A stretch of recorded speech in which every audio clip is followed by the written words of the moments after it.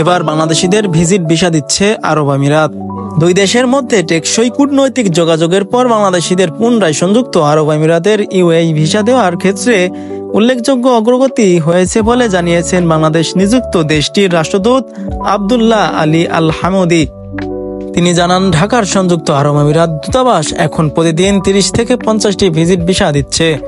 গত 4 মে বিকালে প্রধান উপদেষ্টার বিশেষ দূত লুৎফে সিদ্দিকীর সঙ্গে সাক্ষাৎকালে এসব কথা জানান ইউএই রাষ্ট্রদূত। প্রধান উপদেষ্টার প্রেস উইংয়ে পাঠানো এক বার্তায় এসব তথ্য জানানো হয়েছে। বৈঠকে রাষ্ট্রদূত সাম্প্রতিক সময়ে সংযুক্ত আরব আমিরাতের সরকারের সঙ্গে লুৎফে সিদ্দিকীর সক্রিয় সম্পৃক্ততার প্রশংসা করেন, যার মধ্যে ভিসা সুবিধা থেকে শুরু করে বিনিয়োগ সহযোগিতা পর্যন্ত বিভিন্ন বিষয়ের ওপর আলোকপাত করে অর্ধ ডজনেরও বেশি মন্ত্রী পর্যায়ের সফর অন্তর্ভুক্ত ছিল।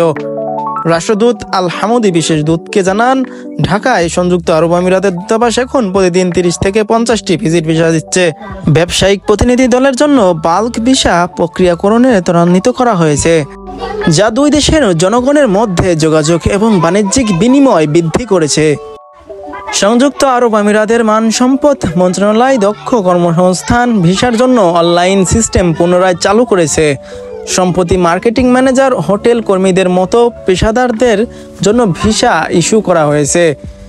নিরাপত্তা রক্ষীদের জন্য 500টি ভিসা ইতিমধ্যে ইস্যু করা হয়েছে। আরও 1000টি অনুমোদিত হয়েছে ও শীঘ্রই ইস্যু করার জন্য নির্ধারিত রয়েছে বলেও রাষ্ট্রদূত জানান। আশা করা হচ্ছে সময়ের সঙ্গে সঙ্গে সংযুক্ত আরব আমিরাতে ধীরে ধীরে ভিসা বিধিনিষেধ আরও শিথিল করবে।